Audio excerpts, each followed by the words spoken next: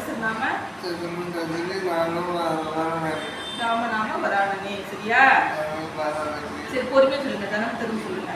பொறுமையா சொல்லுங்க. தனம் தரும். சொல்லு. நல்ல பொறுமையா சொல்லியா. பொன்னும் தளவி அமனும் தரும். கொஞ்சம் இல்லாயும் தரும். நல்லியணி எல்லாம் தரும். பூங்குழலால்